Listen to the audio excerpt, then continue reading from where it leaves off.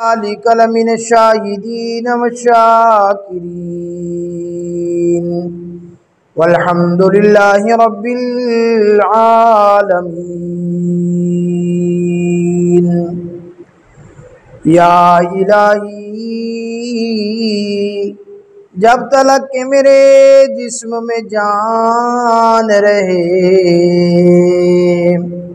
तुझ पे सदके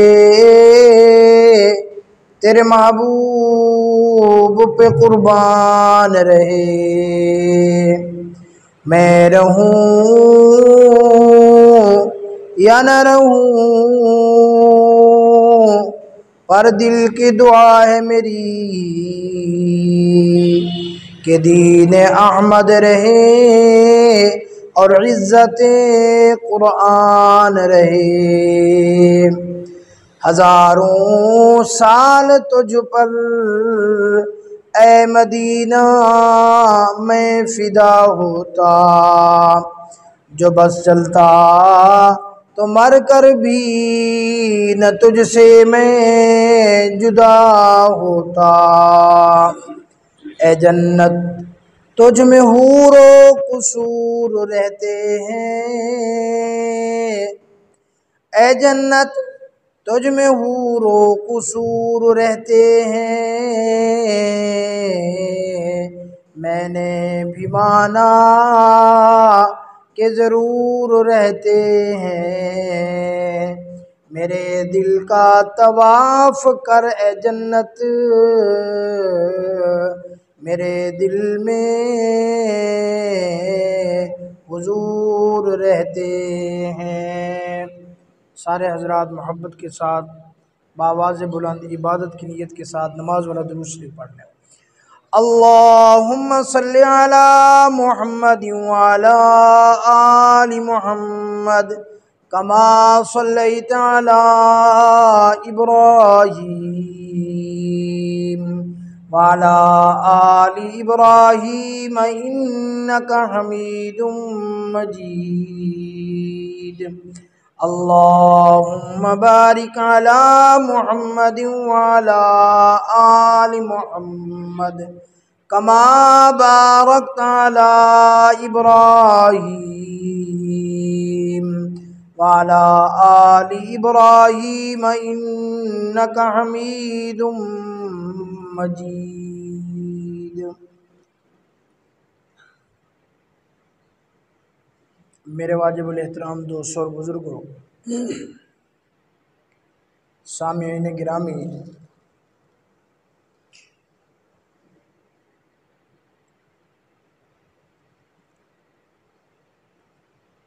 आजकल दुनिया में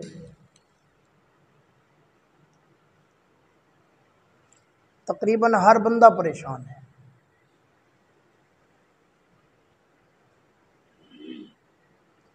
और ख़ासकर हमारे प्यारे मुल्क, प्यारे वतन पाकिस्तान में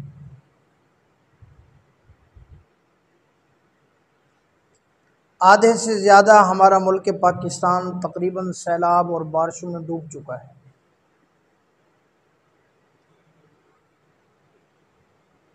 हुकूमती ऐवानों में देखो तो सियासी हलचल, बेयकीनी की सी कैफियत,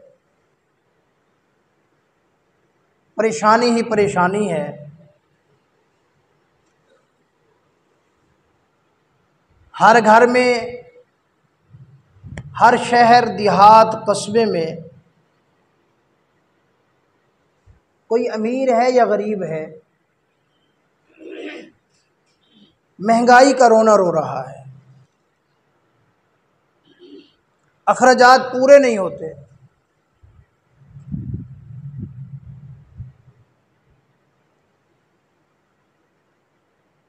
तो अगर हम गौर करें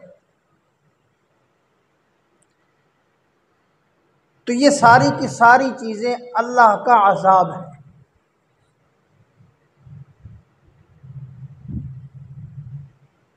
बदअमल हुक्मरान, जालिम हुक्मरान, फासिक फाजिर हुक्मरान अल्लाह का अज़ाब हैं। कहीं जलजला आता है तो अल्लाह का अजाब है, कहीं बेमौसमी बारिशें आकर फसलात भी बहा के ले गईं, इंसान भी कई मर गए, जानवर भी कई ख़त्म हो गए। ये अल्लाह का अजाब है।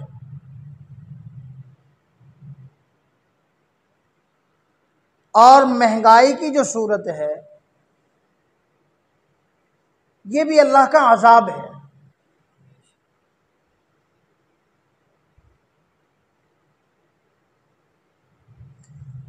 किसी बंदे को चाहे वो अमीर आदमी है या गरीब आदमी है, मुतवस्सित घराने से ताल्लुक़ रखता है या ज़िम्मेदार घराने से ताल्लुक़ रखता है, आप किसी से के साथ भी बैठकर उससे बातचीत कर लो, वो आपको परेशान नज़र आएगा। ज़िंदगी से सुकून ख़त्म हो चुका है।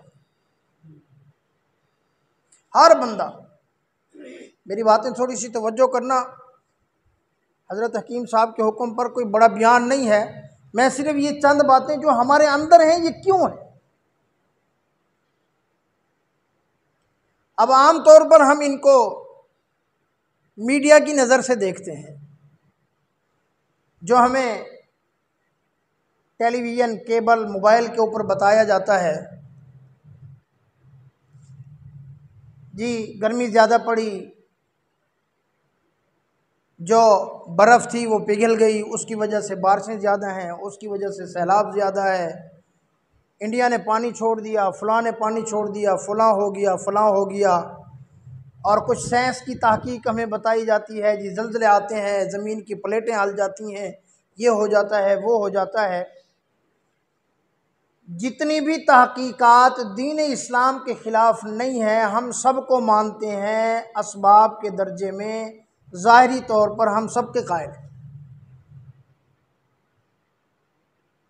लेकिन चूँकि हम मुसलमान हैं, हम क्या हैं? जो मुसलमान है अपनी ज़बान से कहें, हम क्या हैं? हम सब मुसलमान हैं।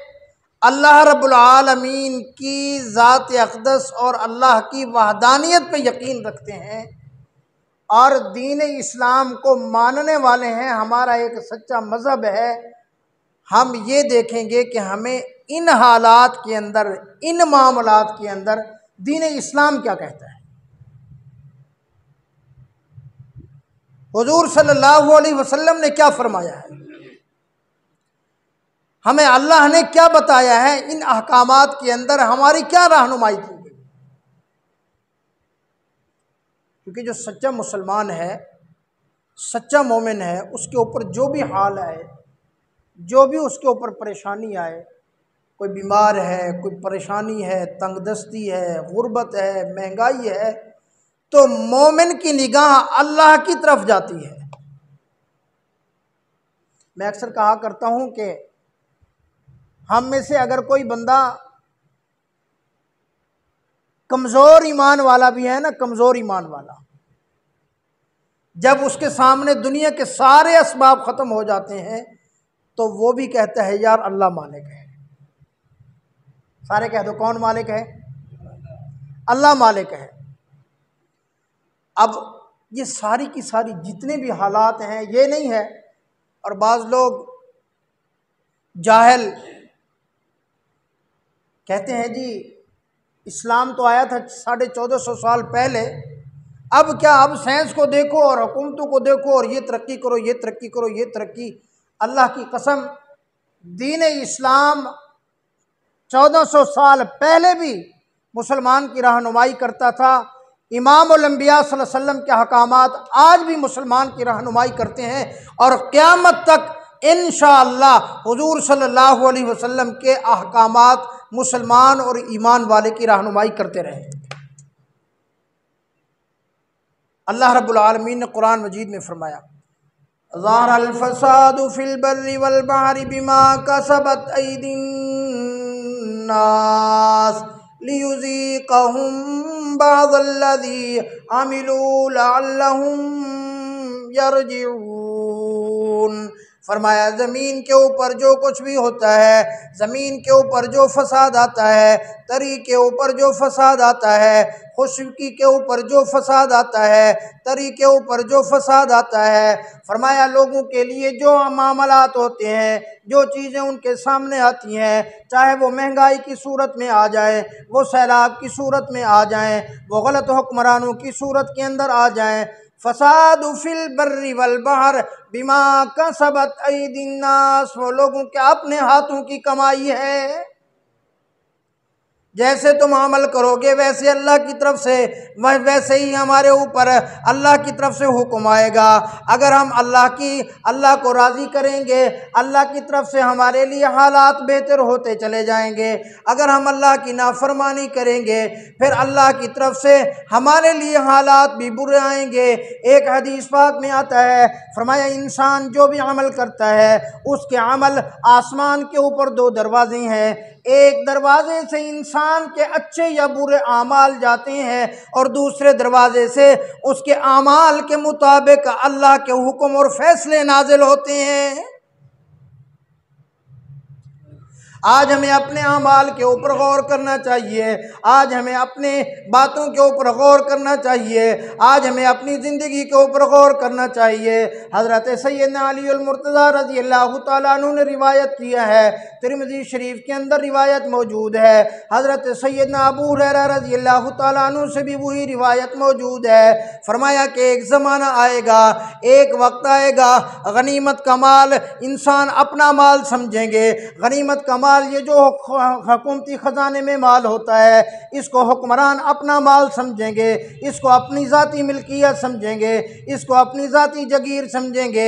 और फरमाया कि जब ये माल गनीमत को ज़ाती माल समझा जाए, इसको हाथों हाथ लूटा जाए, अमानत को फरमाया बेदर्दी के साथ अमानत को इस तरह की गया जाए कि जिस तरह ये गनीमत का माल है, अमानत की ख़यानत की जाए, अमानत के अंदर बददियानती शुरू हो जाए। अगर तुम्हें कोई अमानत दे, अगर तुम किसी चीज़ के अमीन बनाए जाओ, तुम उसके अंदर बददियानती शुरू कर दो।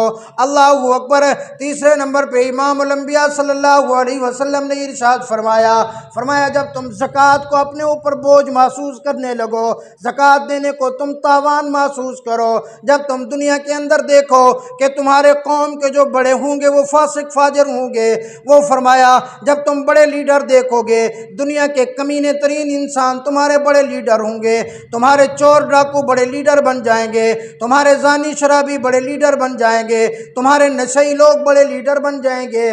फरमाया जब तुम देखो कि दुनिया के ऊपर एक बेटा अपनी घरवाली की फरमा बरदारी करता है, माँ की नाफरमानी करता है, जब तुम देखो कि बेटा दोस्त को करीब करता है, बाप को दूर करता है, बेदोस्त को अपना जानता है, बाप को धक्के देता है, जब तुम देखो कि तालीम हासिल करने के अंदर दीनी मकासद को पीछे डालकर दुनियावी मकासद सामने रख दिए जाए, जब तुम देखो कि मसाजिद के अंदर शोर-ओ-गुल हो जाए, जब तुम देखो मसाजिद के अंदर लड़ाई झगड़े शुरू हो जाए, जब तुम देखो मसाजिद के स्टेज से नफरत तफरकाबाजी की नफरत को उभारा जाए, जब तुम मसाजिद के अंदर देखो कि धड़ेबंदी हो जाए, जब तुम मसाजिद के अंदर देखो कि लोग आपस में लड़ने लगे हैं, जब तुम मसाजिद के अंदर शोर-ओ-गुल देखो, अल्लाहु अकबर, और जब तुम देखो कि आज के लोग अपने पहलू को के ऊपर लानत मलामत करते हों, अपने बड़ों को बेवकूफ़ कहते हों, अल्लाहु अकबर, जब शराब आम हो चली जाए,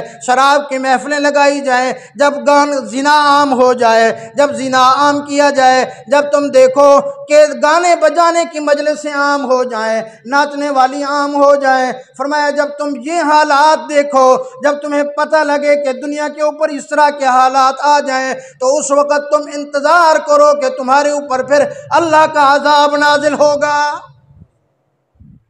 फिर वो अल्लाह का अज़ाब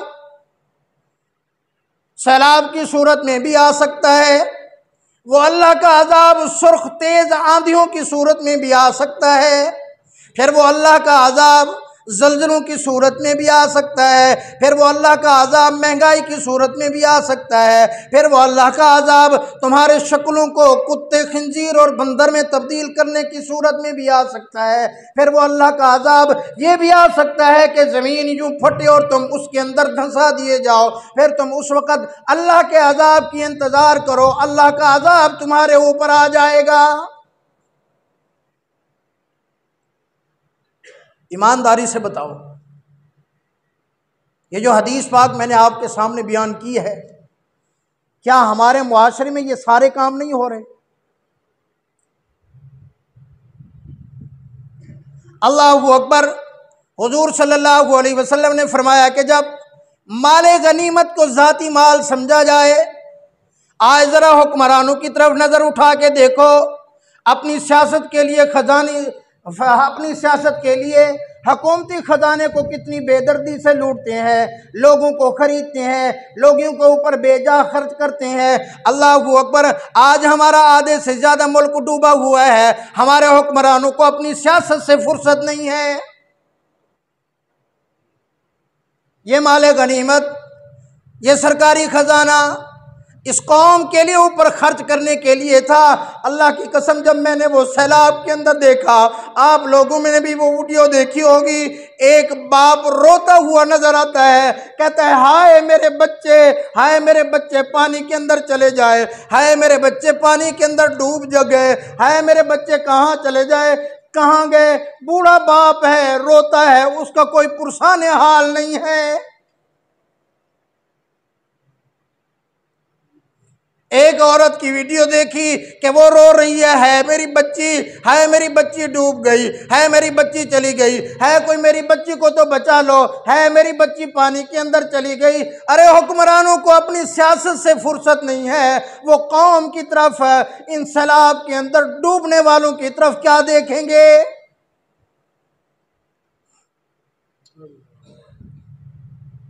सैलाब वाले इलाकों के अंदर मैं गया, अल्लाहु अकबर, वहाँ हमने जाकर खाना तकसीम किया। एक इलाका, अल्लाहु अकबर, वहाँ जाकर ज़रा देखो तो सही, जिनकी बड़ी बड़ी बिल्डिंगें थी, जो लाखों करोड़ों के मालिक थे, जो बड़े बड़े अमीरजादे थे, जिनकी घर की औरतें आज तक उन्होंने किसी गैर महरम को नहीं देखा था, जो घर से बाहर नहीं निकली थी, आज जाकर देखो अल्लाह की कसम सड़कों के ऊपर बैठी हुई हैं।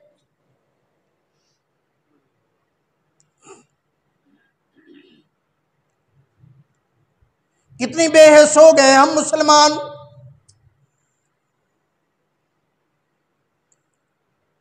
हम खाना तकसीम कर रहे हैं, खाना खत्म हो गया, एक छोटा सा बच्चा आया, उसके हाथ के अंदर थाल था, आज तक मैं इस बात के ऊपर रोता हूँ। उसने कहा चाचू मुझे चावल चाहिए, मैंने कहा बेटा वो तो ख़त्म हो गए, कहना नहीं मुझे चाहिए। वो रोने लगा, मैंने जेब से पैसे निकाल के उसको दिए, फिर भी वो चुप नहीं हुआ, कहता हमें भूख लगी है, हमें चावल चाहिए। मैंने और पैसे निकाल के दिए, आखिर उसको और पैसे देकर मैंने चुप कराया, फिर भी मुझे अंदर की तसल्ली नहीं हुई कि काश मेरे पास कुछ और खाना होता जो मैं इस बच्चे के घर वालों तक पहुंचा के आता।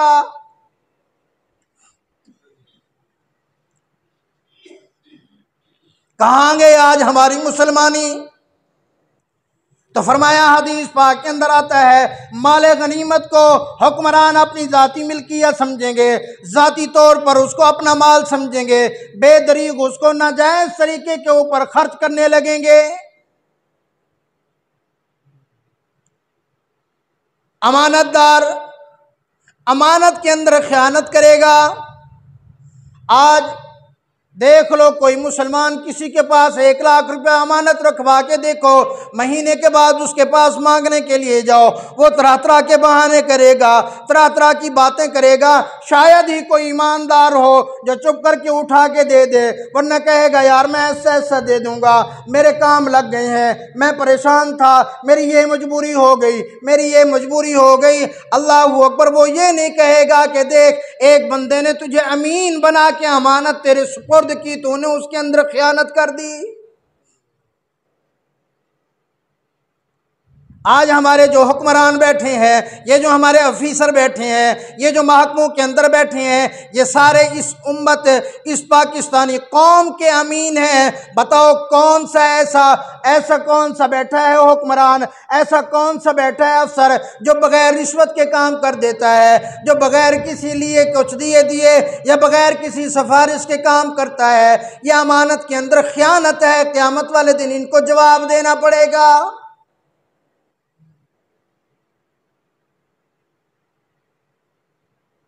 1400 साल पहले इमामुल अंबिया सल्लल्लाहु अलैहि वसल्लम ने हमें ये सब कुछ बता दिया था और फरमाया जब वो वक्त आ जाए, लोग ज़कात को तावान समझें, लोग ज़कात देना अपने ऊपर बोझ समझें। आज ईमानदारी से बताओ कि हमारी इस 27 चक के अंदर कितने बंदे हैं कि जिन्होंने सही माने पूरा हिसाब करके अपनी ज़कात अदा की।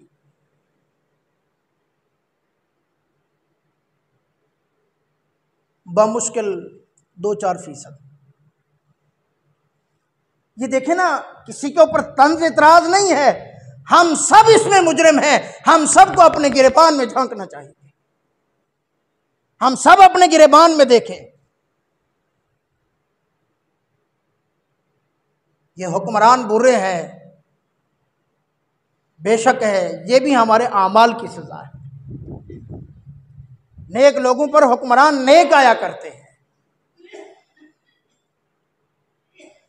तो मैं अर्ज कर रहा था, इमामुल अंबिया सल्लल्लाहु अलैहि वसल्लम ने इरशाद फरमाया कि जब लोग ज़कात को तावान समझने लगेंगे, ज़कात को अपने ऊपर बोझ समझने लगे, अल्लाहु अकबर, और फरमाया कौम का जो बड़ा होगा वो फासिक फाजिर आदमी होगा। आज हम देख लें, हम जिनको वोट देते हैं, हम जिनको अपना MP MNA मुंतखब करते हैं, क्या वो नेक आदमी हैं? क्या वो नमाजी हैं? क्या वो तहज्जुद गुजार हैं? क्या वो कैसे लोग हैं? जब हम खुद उस फासिक फाजिर का इंतखाब करते हैं तो ये क़यामत की निशानी है। हुज़ूर सल्लल्लाहु अलैहि वसल्लम ने फरमाया जब कौम का सरदार फासिक फाजिर होगा और तुम्हारा कौमी हुक्मरान जो होगा वो रज़ील तरीन, घटिया तरीन इंसान होगा। क्या ऐसी बात नहीं है? हम आपस में एक दूसरे के गिरबान पकड़ रहे हैं। वो कहता है जी PTI वाले ठीक हैं, वो कहता है नून लीग वाले ठीक हैं, वो कहते हैं PP वाले ठीक है। भाई कुरान और हदीस की अगर रूह से देखा जाए तो ये सब फासिक फाजिर है और ये हमारी बदआमालियों की वजह से अल्लाह का अज़ाब बन के आए।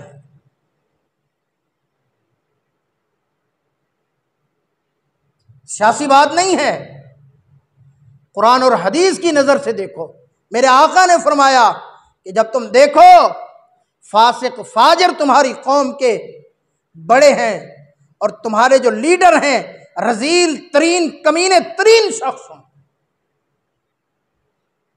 और आगे इमामुल अंबिया सल्लल्लाहु अलैहि वसल्लम ने इरशाद फरमाया कि जब ऐसे लोग एक दूसरे को मिलेंगे, लोगों की जो इज्जत की जाएगी वो उसके कमीनेपन से बचने के लिए, उसके शर से बचने के लिए उसकी इज्जत की जाएगी। आज हम जब ऐसे लोगों को मिलते हैं, दिल के अंदर हम कह रहे होते हैं, अभी हम मस्जिद में बैठ के अक्सर बंदे सोच रहे हैं यार वाकई हमारे MNA MPA यार फलां जिसको हमने वोट दिया, फलां जिसको हमने वोट दिया वो फासिक फाजिर आदमी है, लेकिन अगर यहाँ आ जाए तो सब हम उसको झुक के मिल रहे होते हैं, सब हम उसकी खुशामद कर रहे होते हैं। वजह क्या है कि उसके शर से बचने की वजह से, उसके कमीनापन से बचने की वजह से हम की इज्जत करते हैं। दिल के अंदर मुनाफकत होती है, दिल के अंदर धोखा होता है। इमाम अंबिया सल्लल्लाहु अलैहि वसल्लम ने फरमाया जब उनकी इज्जत उनके शर से बचने के लिए की जाए तो उस वक्त अजाब का इंतजार करो।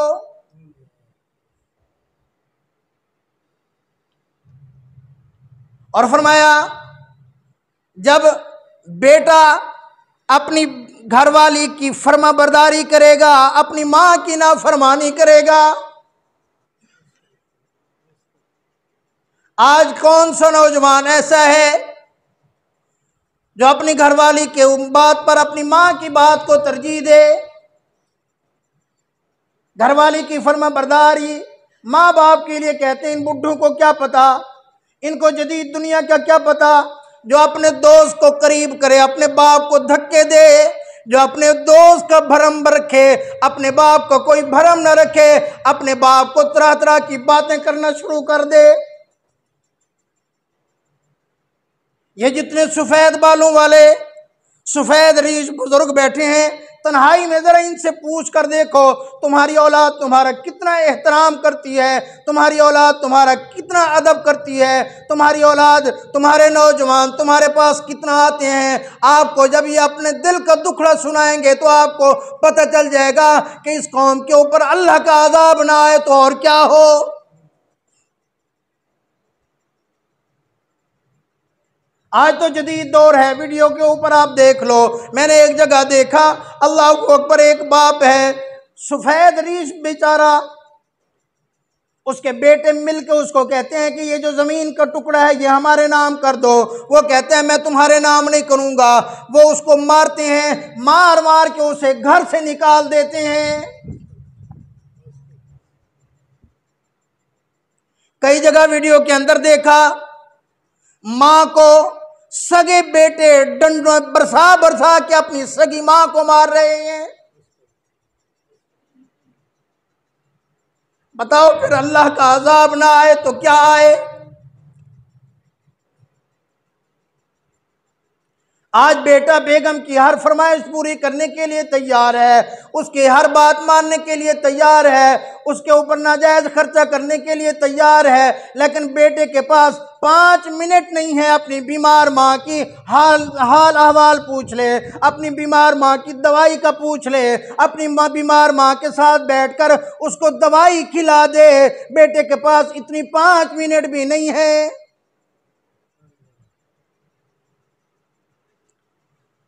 दोस्तों के लिए वो टाइम निकालेगा, दोस्तों के लिए वो सैर करने के लिए जाता है, दोस्तों के साथ सारा सारा दिन गपशप करता है। रात को जब घर आता है, अगर सफ़ेद बालों वाला बाप कोई काम के लिए कह भी दे, बेटा मेरी बात तो सुन लो, बेटा ये ज़रा दवाई तो ले आकर दे दो, कहता है मैं सारा दिन थका हुआ होता हूँ, तुम बुढ़े अपना काम भी नहीं कर सकते, सारा दिन घर में पड़े रहते हो, तुम क्या करते हो सारा दिन, तुम्हें इतना भी बात नहीं है, मेरे पास इतना टाइम नहीं है, मैं कारोबार आदमी हूं, मैं इतना मसरूफ हूं, मैं ये हूं। फरमाया कि जब बेटा बाप को इस तरह जवाब देने लगे उस वक्त अल्लाह के अजाब का इंतजार करो।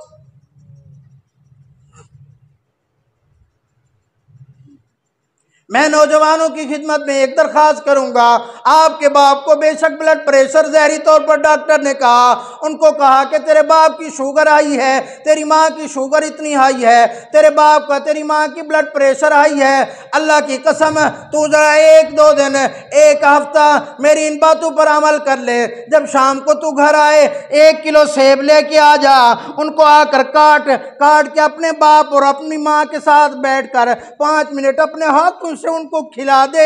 उसके बाद उनके पांव दबाकर पूछ ले अब आपकी तबीयत कैसी है। जरा अपनी अम्मा से पूछ ले, अम्मा जान आपकी तबीयत कैसी है। मुझसे कसम उठवा ले, मस्जिद में मैं बैठा हूं कि हफ्ते के बाद उनकी तबीयत आधी से भी ज्यादा बगैर दवाइयों के ठीक हो जाएगी।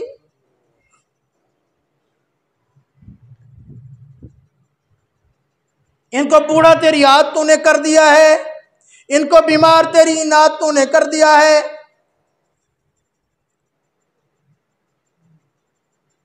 क्या मुंह दिखाओगे क़यामत वाले दिन। ये हर घर की कहानी है, हर घर की कहानी है। लोग आते हैं, उस्ताद जी तावीज़ दे दो, मेरी औलाद नाफरमान है, उस्ताद जी कोई दम कर दो, मेरा बेटा मेरा कहना नहीं मानता। और फिर ये बेचारे क्या करें, आके कहते हैं उस्ताद जी जब से हमारी बहू घर में आई है हमारे घर में तो झगड़े ही शुरू हो गए हैं, हमारा बेटा सिर्फ अपनी बेगम की सुनता है, ना माँ की सुनता है ना बाप की सुनता है। नौजवानों, अल्लाह की कसम इन बूढ़ों की कदर कर लो। जब ये कब्र में चले जाते हैं, नर्म और नाजुक बिस्तर और तकियों पर भी नींद नहीं आती। हम तो कहते हो ना कि ये फजूल है, घर में बैठे हैं, बोझ है हमारे ऊपर। जब तेरी माँ, जिसको तू बोझ समझता है ना सफ़ेद बालों के साथ, जब तू घर से निकलता है, तेरा बाप हाथ उठा के कहते हैं अल्लाह हमारे बेटे दी, हमारे पुत्र दी खैर हो, अल्लाह मेरा पुत्र खैरी जावे ते खैरी आवे। यकीन कर उनके जब ये अल्फाज ख़त्म हो जाएंगे तो ये फिर पता चलेगा कि मेरी माँ और मेरे बाप की कदर और कीमत क्या है। जब ये अल्फाज कहने वाले नहीं रहेंगे। हज़रत मूसा अलैहिस्सलातु वस्सलाम कि जब अम्मा वफ़ात पा गई, कोई तूर पे गए ना अल्लाह से मुलाकात के लिए, अल्लाह ने फरमाया मेरा कलीम अब ज़रा ख्याल से और सोच के आना, पहले जब तू आता था तो आपकी अम्मा घर में बैठ कर तेरे लिए दुआ करती थी, अब वो दुआ करने वाली चली गई है, अब ज़रा सोच के आया कर। नौजवानों, ये जो सफ़ेद बालों वाले हैं ना, इनकी कदर कर लो,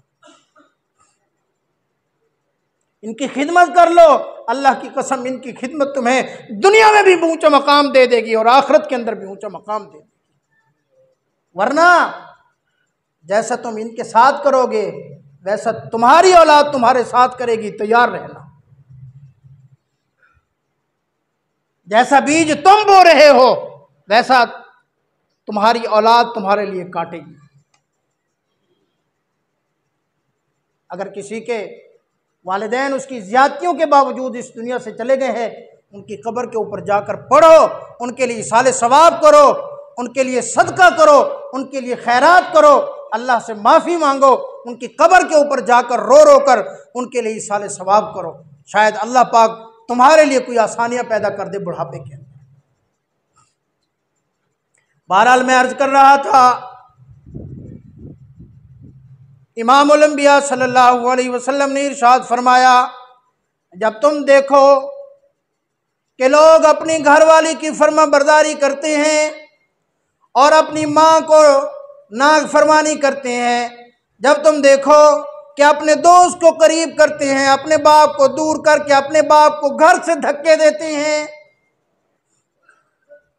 जब तुम मस्जिदों के अंदर शोरगुल सुनो, जब तुम देखो लोग मस्जिदों का कदर नहीं करते, मस्जिदों का एहतराम नहीं करते, अपने आइम्मा कराम का एहतराम नहीं करते, अपने असातिज़ा का एहतराम नहीं करते, उनके साथ भी बुलंद आवाज़ से बात करते हैं, उनके साथ भी बदतमीज़ी से पेश आते हैं, अल्लाहू अकबर।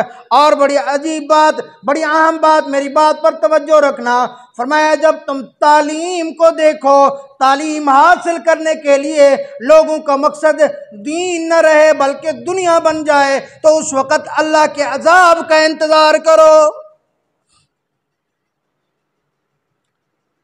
आज तकरीबन हर बच्चे का, हर वालिदैन ने अपने बच्चों को स्कूल की तालीम दे रहे हैं, देनी चाहिए, जदीद दौर है, ज़रूरत है, तालीम दे रहे हैं ना, सारे बताओ ना, तालीम दे रहे हैं ना। मकसद क्या है तालीम देने का? हज़रत मौलाना हकीम रियाज साहब तशरीफ़ फरमा है, इसकी तशरीह हज़रत से बाद में पूछना। अगर मकसद नौकरी कराना है, समझ लो तालीम का मकसद नौकरी कराना है, तालीम का मकसद पैसा कमाना है, तालीम का मकसद अपनी औलाद को अफसर बनाना है, यानी तालीम का मकसद दुनिया है, दीन नहीं है, तो हुजूर ने फरमाया फिर अल्लाह के अजाब का इंतज़ार करो।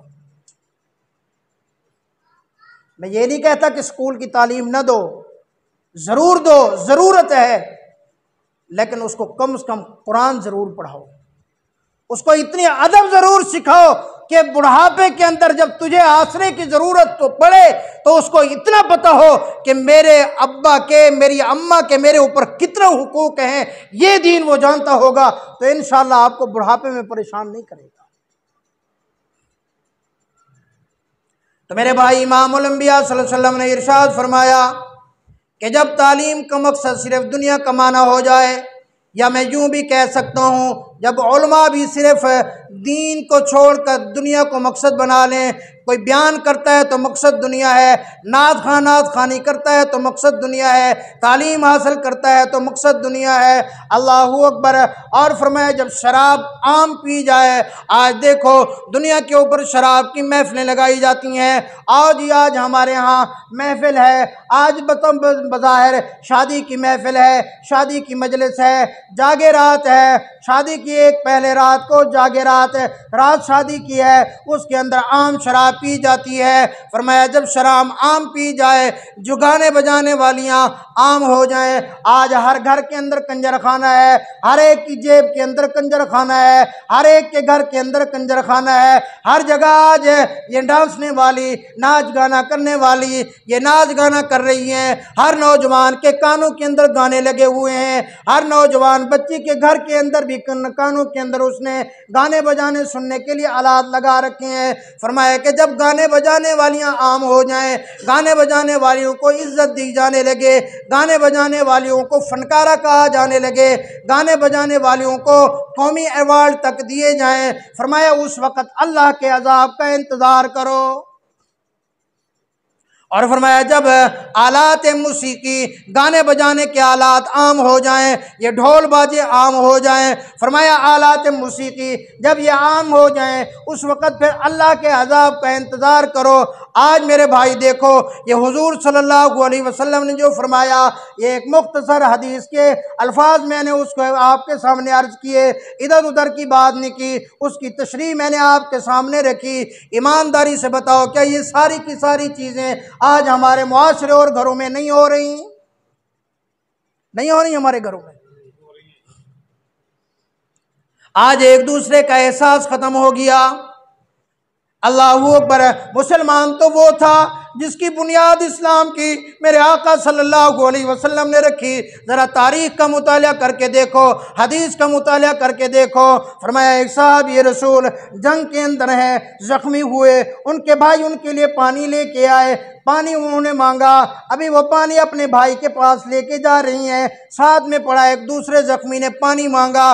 उस जख्मी भाई ने कहा पानी इसको पिला दो, मुझे बाद में देखना। जब उनके पास लेकर पानी पहुँचे, तीसरी जगह से आवाज़ आई पानी, तो तीसरी जगह दूसरी वाले ने इशारा कर दिया तीसरे को पानी पिला दो। वो वहाँ लेके गया, वो अल्लाह को प्यारा हो चुके। दूसरे के पास आए, वो भी अल्लाह को प्यारे हो चुके। पहले के पास आए, वो भी अपनी जान अल्लाह के सुपुर्द कर चुके।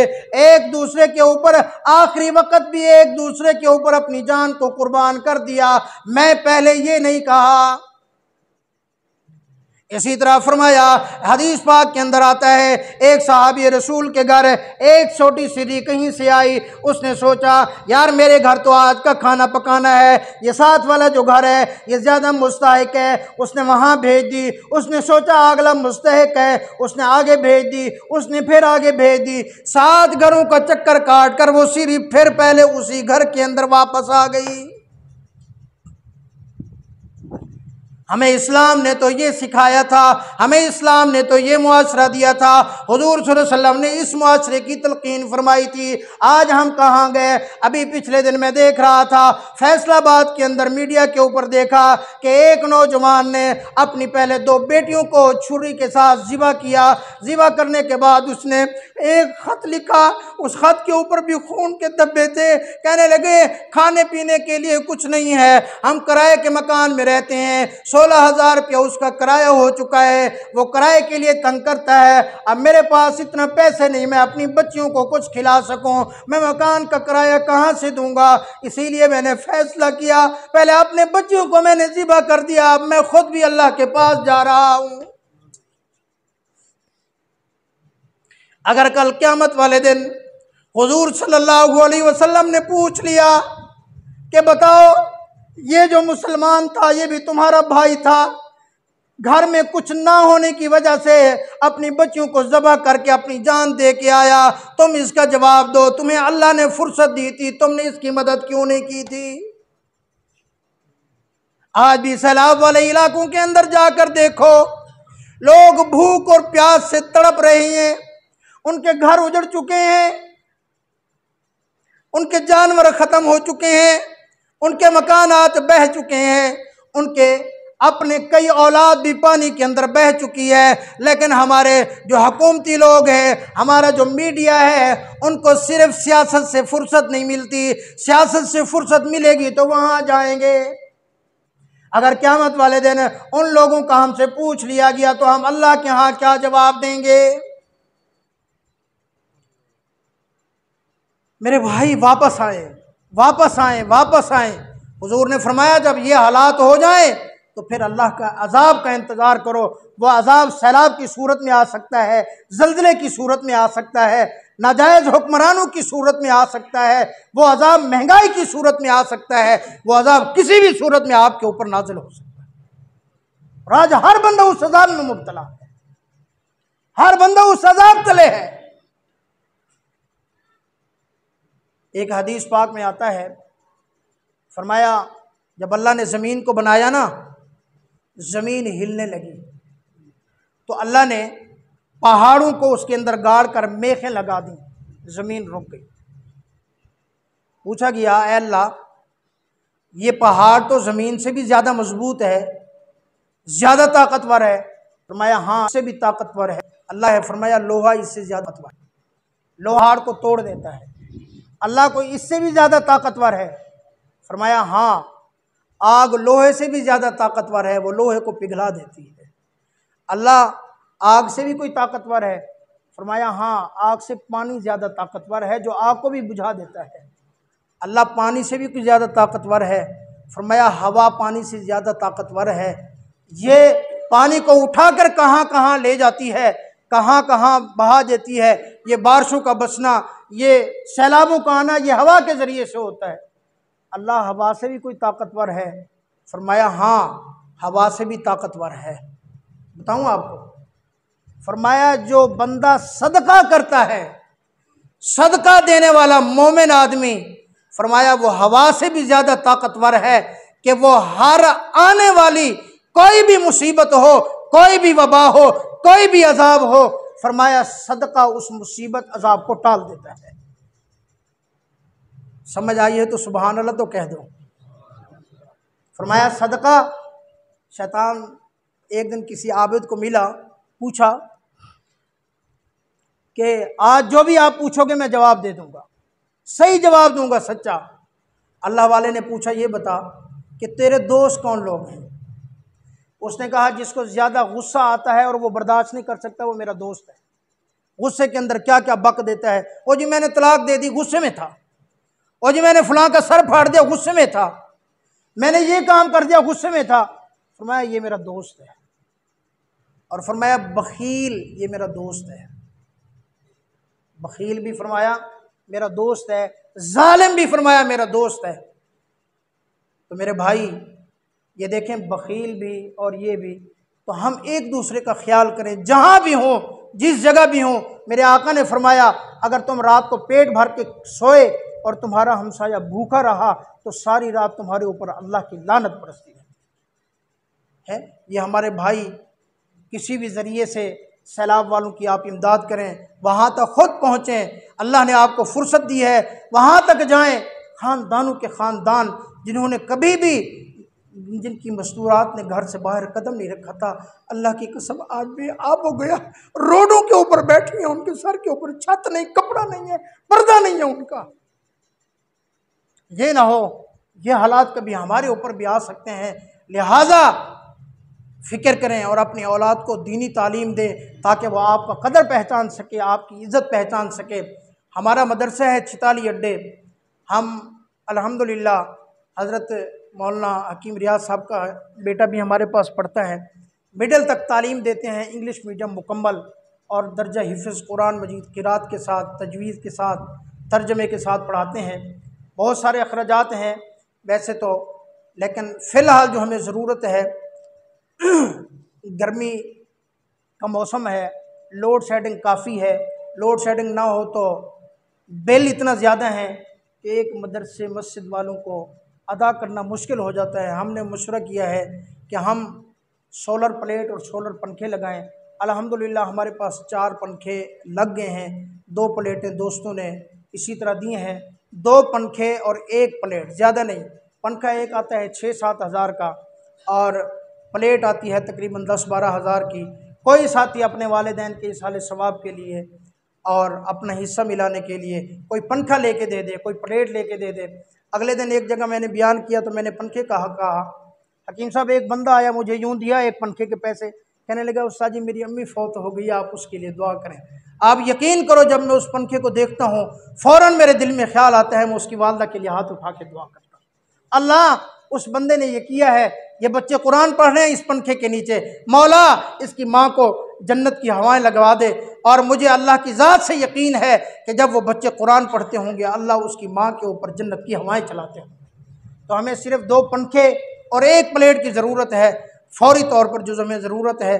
मोटर की ज़रूरत थी, एक दोस्त को कहा, उसने कहा मैं मोटर लेके दे दूँगा। तो नमाज के बाद इंशाल्लाह मेरा बेटा बाहर बैठा होगा। आप सारे साथी अगर कोई अपने वालिदैन के इसाले सवाब के लिए अपने लिए पंखा अलग देना चाहे 6,000 रुपया दे दे और 1 पंखे का उसकी रसीद ले ले, और बाकी जो साथी हिस्सा मिलाना चाहें हर साथी हिस्सा मिला के जाए।